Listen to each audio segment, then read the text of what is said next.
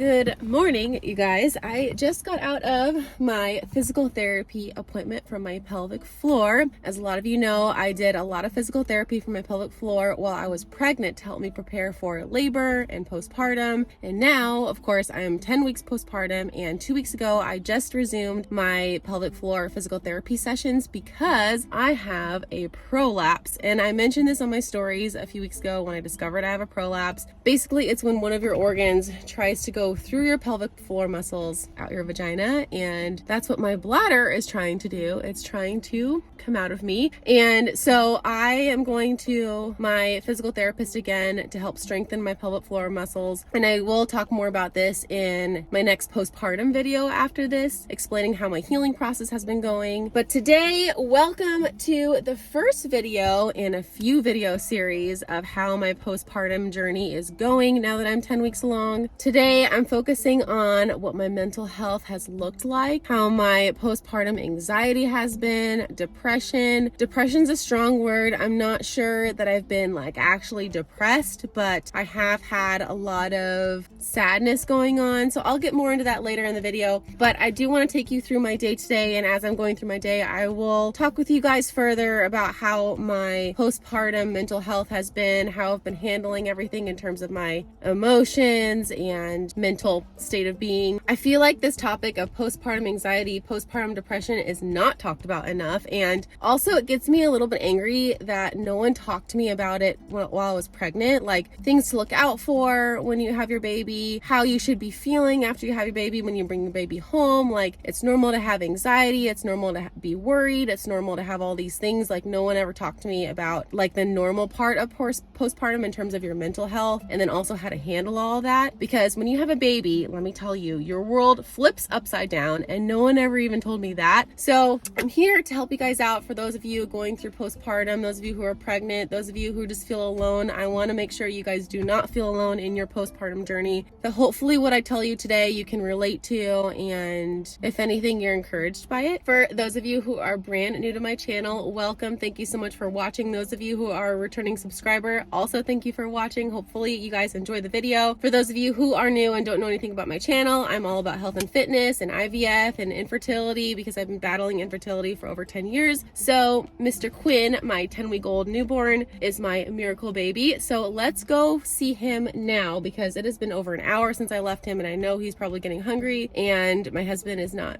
the most comfortable with him yet. I mean, I'm not either, but he kind of freaks out when he cries. So let's go home, see Mr. Quinny boy, and feed him, and let's get on with our day. Hey. Are we starving? Oh, Well, maybe we should burp, huh?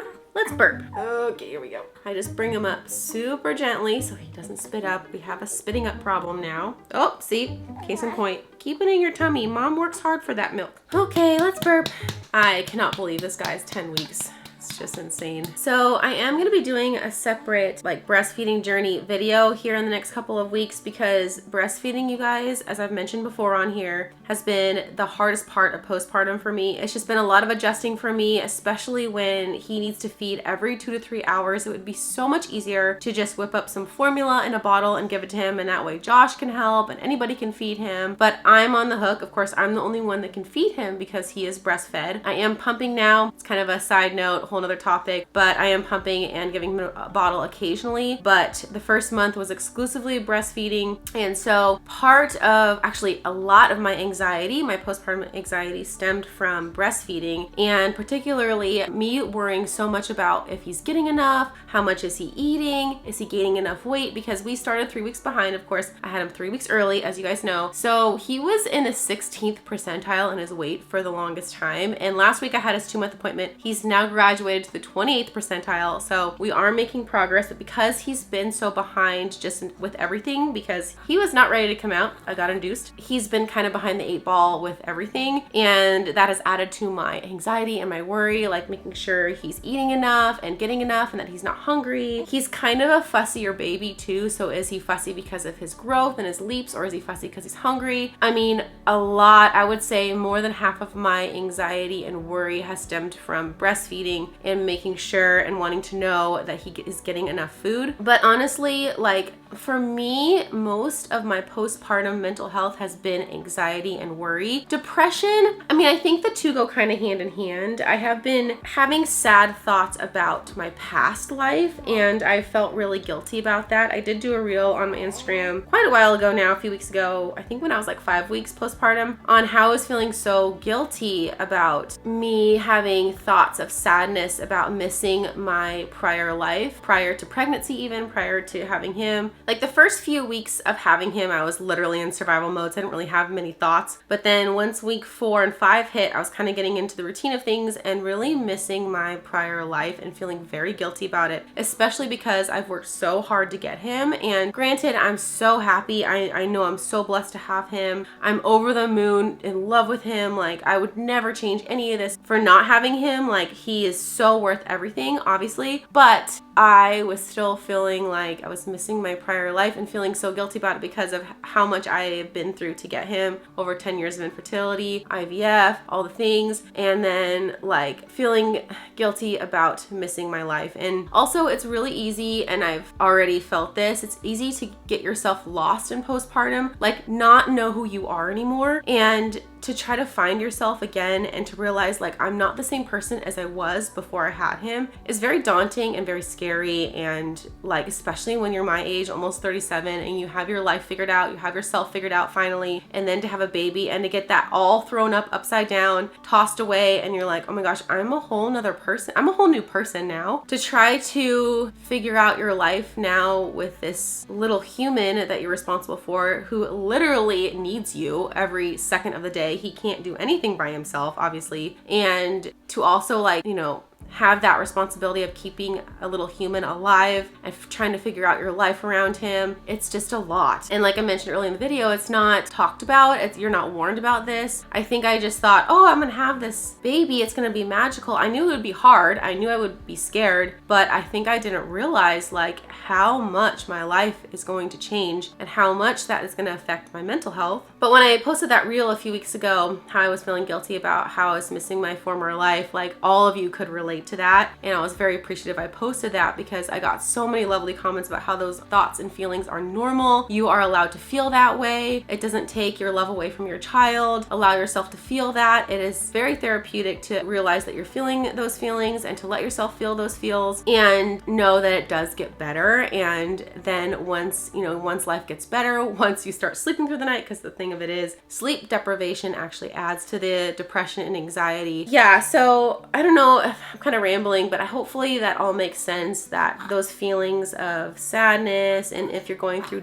actual depression, of course you need to reach out to your providers and get help, but know that it's all normal. You're not a freak, you're not abnormal for feeling everything that I was just talking about. And if you're feeling more extremes of anxiety and worry and feeling like you can't do this, and when is all this difficultness of like newborn life and like feeding every 2 hours and not having your life, like when is that going to end? I don't know when it's going to end. It's probably not going to end, but I know it gets easier from what people tell me, and you start figuring yourself out again, and then life becomes more magical with your tiny human in it. And that's what I'm looking forward to. It is already magical, but with the sleep deprivation and me trying to figure out who I am now, it's a lot still. But I can tell you on week 10, it's all getting easier. Breastfeeding is pretty much second nature now. He doesn't like the bottle, so that's a whole nother topic in and of itself, but it does get better and it is getting easier. He's falling asleep on my boob, typical. Yeah, so I really need to take Yuma for a walk, so we're gonna do that. Yeah, let's get on with our day, bubbas. Yeah, let's enjoy the sun outside. We gotta go for our walk. Show him your cute little face. He's getting so big. Yeah, look at you. He only sees black and white, so the camera is black. He's probably like, whoa. Yeah, what's that big black thing? Wow, what is that thing? It's a big black camera. He would just stare at you guys all day at this point. Okay, moving on. To be young. To be young. We're just leaves floating on down the stream. My job, my house, my car, my whole social scene.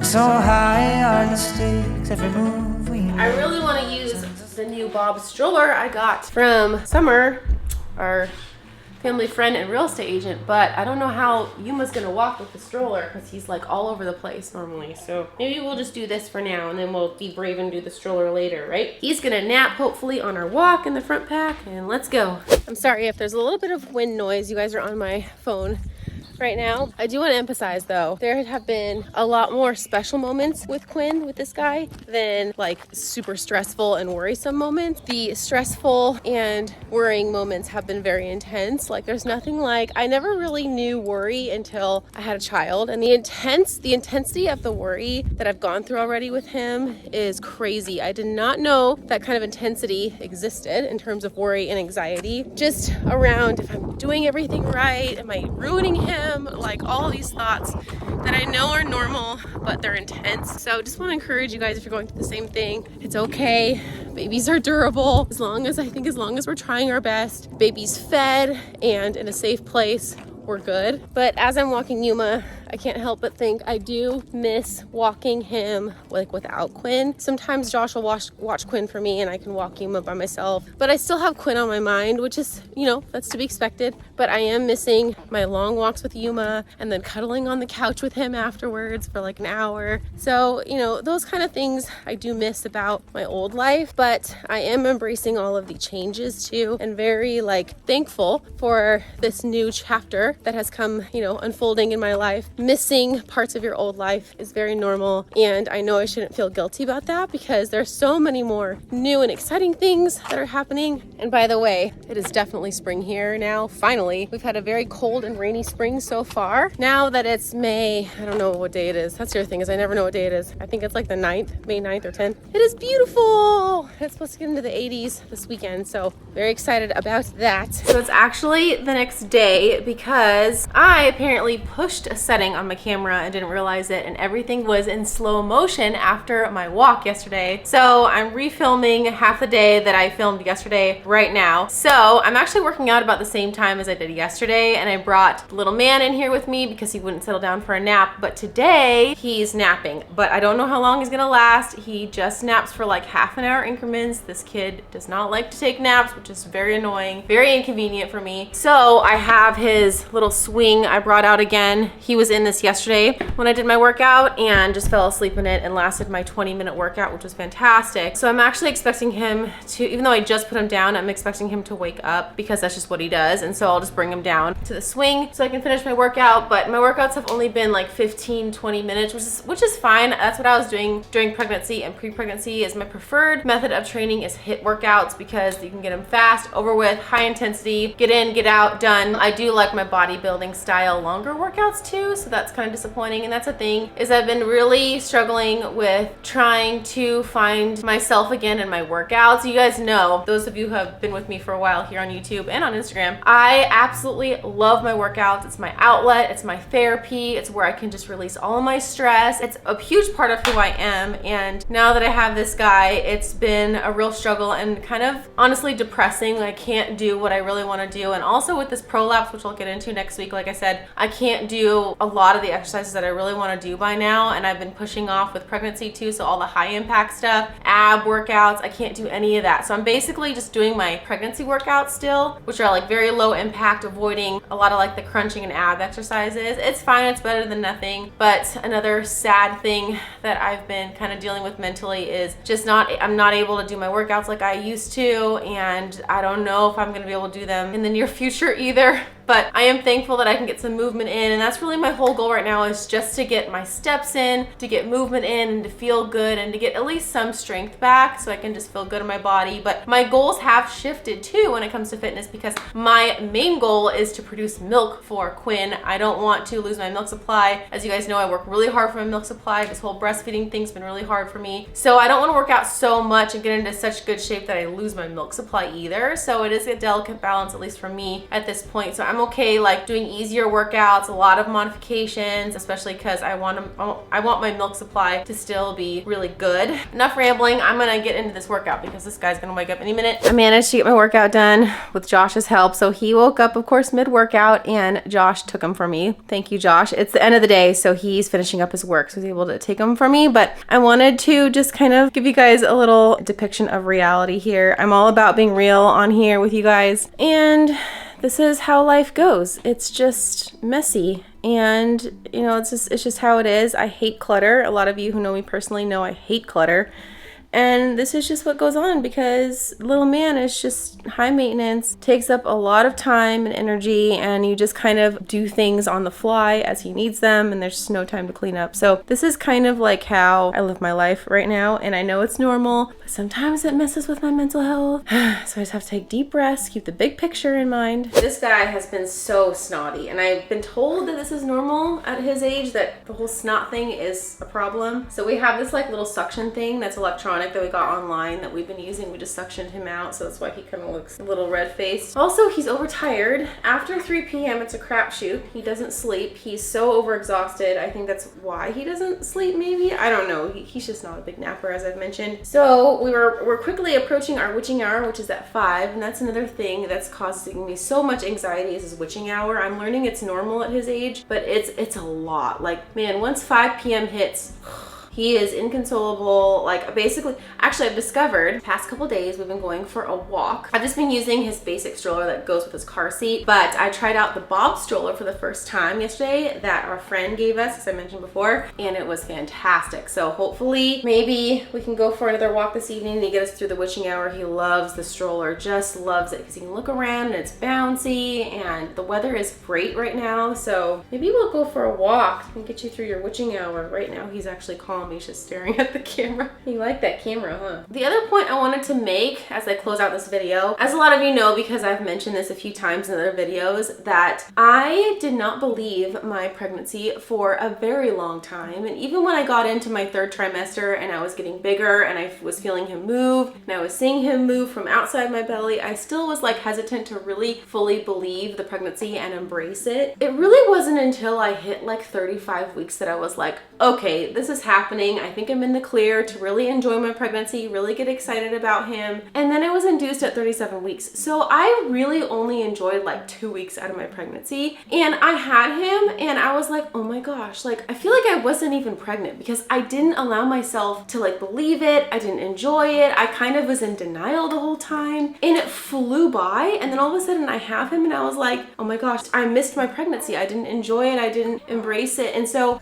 it really makes me sad now thinking back that I didn't enjoy my pregnancy more, and I wasn't excited really because I was guarding my heart so much, thinking like, oh, I'm not sure, like it might not happen still, like something might happen to me or to him. It's been over 10 years of infertility, like this can't be happening. How am I blessed with this pregnancy now? And man, then like it just flew by because I was on guard the whole time and just did not allow myself to really believe it entirely. And then I had him early and it was over. And so I guess my advice to you guys too is if you're going through an IVF pregnancy or a pregnancy you didn't expect, allow yourself to be excited about it, allow yourself to enjoy it, because I really regret not doing that and being so on guard. I'm really hoping I can get pregnant again, you know, in the near future, and then I will know better not to do that. But that's another thing I'm sad about and a little bit depressed about, is like my pregnancy flew by way too fast, and most of it was my fault because I didn't allow myself to enjoy it and to embrace it. So I think to sum up this video, I think most of my postpartum mental health has stemmed around anxiety and managing anxiety. Just the unknown, not knowing how to take care of him. I'm always afraid I'm like gonna screw him up or something, which I know is you know, that's not gonna happen.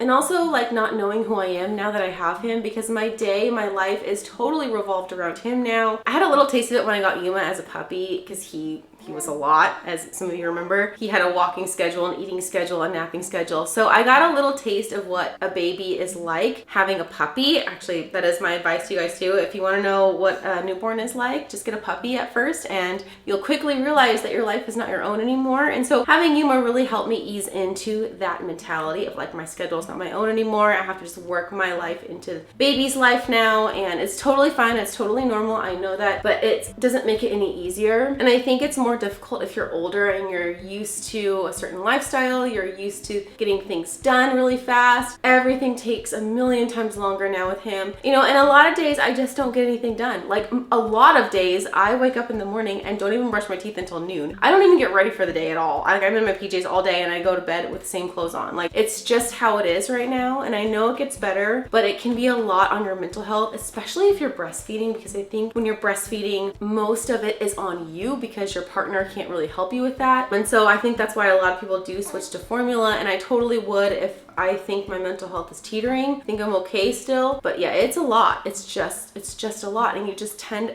like for me, I'm losing myself. I don't really know who I am anymore, and that's causing me a lot of anxiety again and a little bit of depression. And I know like I'm the same person as I was, but I'm also not the same person as I was. And so it's just figuring it all out, giving myself grace, like literally living one day at a time, and knowing that this is just a really short phase. It's gonna go by so fast. It's already gone by so fast. I had to get rid of some of his newborn clothes because he doesn't fit in newborn clothes anymore, and that made me so sad. And I'm like, oh my gosh, Brittany, even though I'm so sleep deprived, make sure that you enjoy every stage, because he's already out of the newborn stage. He is not a newborn anymore. He is now an infant, and he's getting so big. He's 11 pounds now. I brought him home when he was barely 7. I think he had dropped to 6'9". He's a little tiny guy, and he's still a little guy, but he's getting bigger, and I don't want to miss these stages of life, even though they're hard. It's just a stage, it's just a phase. We get through it, but I want to also enjoy all of the magical parts of it because it's truly magical. I've never loved someone so much. The amount of love I have for Quinn, when I look at him, I just can't, I start tearing up because, oh my gosh, like the love a mom has for their child, I never understood until I had him, and I would literally die for him. I mean, I would do anything for this little guy, and it makes it all worth it. All the difficulties, the long nights, being up at 2 a.m., 4 a.m., 6 a.m., all hours of the night, it just makes it all worth it. So if you're watching this and you're going through postpartum anxiety, postpartum depression, and you're just kind of lost, it's okay. You will find yourself again. You will get through it, just like I'm getting through it. It's one day at a time, one feeding session at a time, and just know it is a phase. It's a short phase. It's gonna go by so fast, and before you know it, it'll be over and you'll be happy again. Hopefully you haven't missed all the newborn stuff and all the infant stuff. So, and then those of you going through an IVF pregnancy right now, or pregnancy, you want to know what postpartum life is like. I don't want to scare you. I don't want to like make it seem like it's all bad, because it isn't. It really isn't. But I also don't want to sugarcoat it either. It's hard. It's really difficult, but it's also like the best thing that's ever happened to me. My IVF miracle. I had no idea I'd ever have you, mister.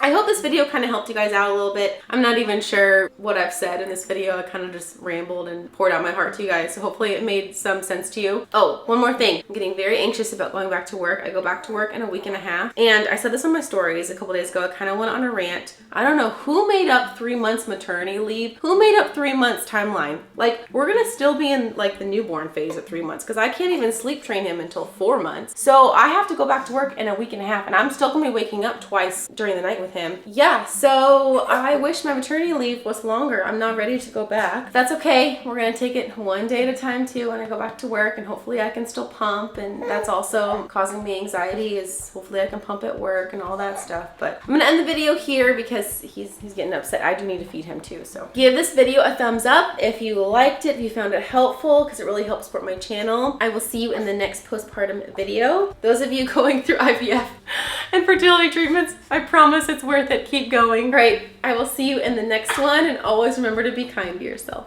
All right, let's go. Say bye, YouTube.